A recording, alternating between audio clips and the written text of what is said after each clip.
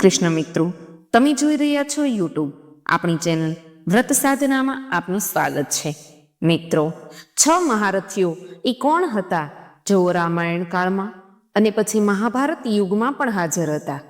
રામાયણ અને મહાભારત એવું માનવામાં આવે છે કે રામાયણ યુગ પહેલા થયો અને તે પછી મહાભારત યુગ આવ્યો.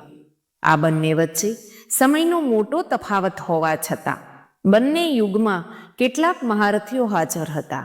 રામાયણ અને મહાભારત વચ્ચે ઘણો સમયનો તફાવત છે. જો આપણે સંશોધન અને ખગોળશાસ્ત્રી ગણતરીઓ વિશે વાત કરીએ તો આ અંતર લગભગ 2000 વર્ષનું હતું. આટલા લાંબા સમય પછી પણ કેટલાક દિગ્ગજો બંનેમાં હાજર હોવાનું કહેવાય છે. મતલબ કે આ લોકો રામાયણના યુગમાં અને જ્યારે મહાભારતનો સમય ચાલી રહ્યો હતો ત્યારે પણ હતા. આ માત્ર 1-2 લોકો નહીં, પણ ઘણા લોકો હતા. તેમાં યોદ્ધાઓ અને સાધુઓ પણ હતા. રામાયણનો સમય ત્રેતાયુગ માનવામાં આવે છે. આધુનિક સંશોધન અને ખગોળશાસ્ત્રી ગણતરીઓ અનુસાર રામાયણનો સમયગાળો 5000 BC થી 10000 BC વચ્ચેનો માનવામાં આવે છે. કેટલાક સંશોધકોએ આ સમયને રામાયણમાં વર્ણવેલ ખગોળશાસ્ત્રી ઘટનાઓ જેમ કે ગ્રહણ અને ગ્રહોની સ્થિતિના આધારે 5114 BCની આસપાસ મૂક્યો છે. મિત્રો, જો આપને આ વિડીયો પસંદ આવે તો લાઈક કરજો, શેર કરજો. જો આપ આ ચેનલને પહેલીવાર જોઈ રહ્યા છો તો સબસ્ક્રાઈબ કરી લેજો અને બેલ આઇકોન પર ક્લિક કરવા ભૂલતા નહીં મિત્રો, એટલે આવનાર નવા વિડીયોની માહિતી આપ સુધી તુરંત પહોંચી શકે. ધન્યવાદ. મહાભારતનો સમયગાળો દ્વાપર યુગ માનવામાં આવે છે, જે ત્રેતા યુગ પછી અને કળયુગ પહેલા આવે છે. ખગોળીય ઘટનાઓ જેમ કે સૂર્યગ્રહણ, ચંદ્રગ્રહણ અને તારાઓની સ્થિતિના આધારે આધુનિક વૈજ્ઞાનિકો દ્વારા મહાભારત યુદ્ધનો સમય 3138 BC થી 3102 BC વચ્ચેનો હોવાનું જણાવવામાં આવ્યું છે.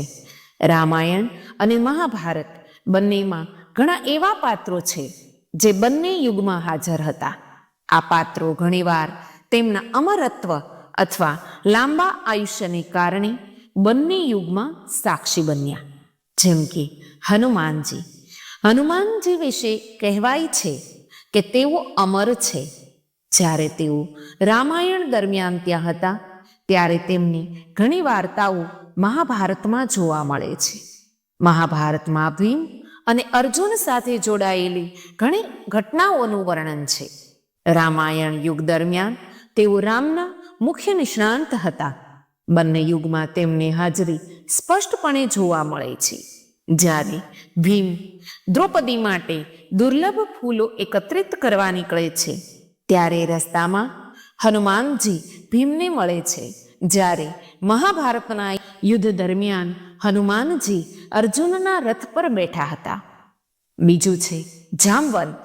તમને નવાઈ લાગશે, પરંતુ રામાયણ યુગમાં રામની સેનાના મુખ્ય યોદ્ધા અને વ્યૂહરચનાકાર જામવંત પણ બંને યુગમાં હાજર હતા.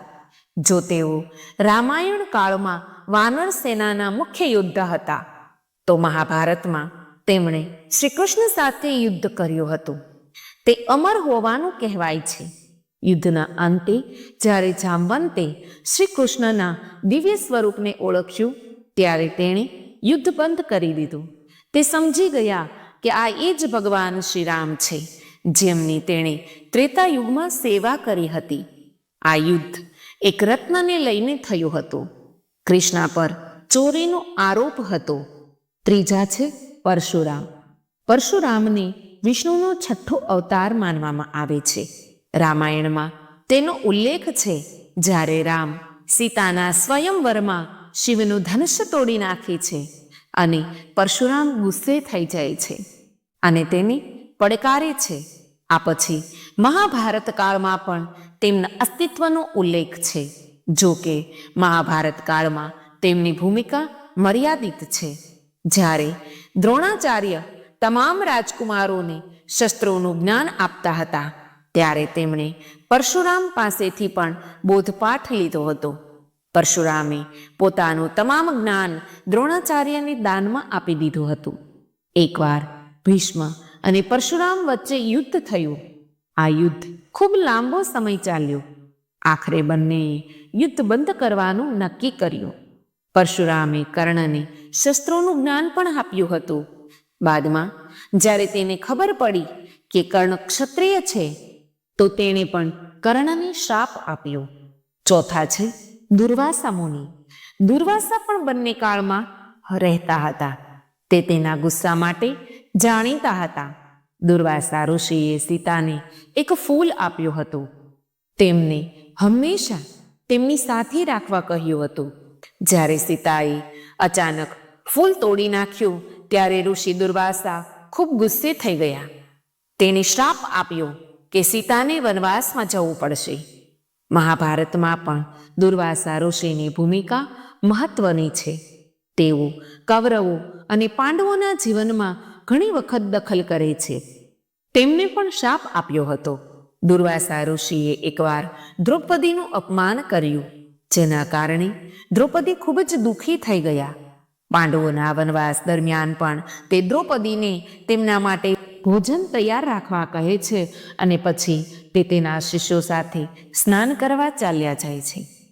પાંચમું પાત્ર છે નારદ મુનિ. તે બંને મહાકાવ્યોમાં સંદેશવાહક તરીકે દેખાય છે. બધા દેવી દેવતાઓ વચ્ચે સંદેશા વહન કરવા માટે વપરાય છે. રામાયણમાં નારદ મુનિ વારંવાર દેવતાઓ અને ઋષિઓ વચ્ચે સંદેશાઓ વહન કરે છે. તેઓ રામ અને સીતાને તેમના લગ્ન વિશે જાણ કરે છે. તેઓ દેવતાઓને રાવણના અત્યાચાર વિશે પણ જણાવે છે. મહાભારતમાં પણ નારદ મુનિ સંદેશવાહકની ભૂમિકા ભજવે છે. તેઓ કૌરવો અને પાંડવો વચ્ચેના સંદેશાઓ વહન કરે છે, યુદ્ધ વિશે માહિતીઓ આપે છે. અને છઠ્ઠા છે વિભીષણ.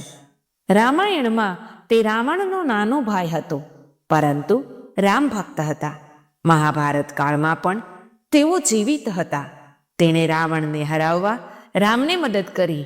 પછી લંકાના રાજા બન્યા. તેને અમરત્વનું વરદાન મળ્યું હતું, એટલે તે મહાભારત યુગમાં પણ જીવિત હોય છે. મિત્રો, જો તમને આ કથા પસંદ આવી હોય તો વિડીયોને લાઈક કરજો, શેર કરજો. જો આપ આ ચેનલને પહેલી વાર જોઈ રહ્યા છો તો સબસ્ક્રાઈબ કરી લેજો અને બેલ આઇકોન પર ક્લિક કરવાનું ભૂલતા નહીં મિત્રો, એટલે આવનાર નવા વિડીયોની માહિતી આપ સુધી તુરંત પહોંચી શકે. ધન્યવાદ.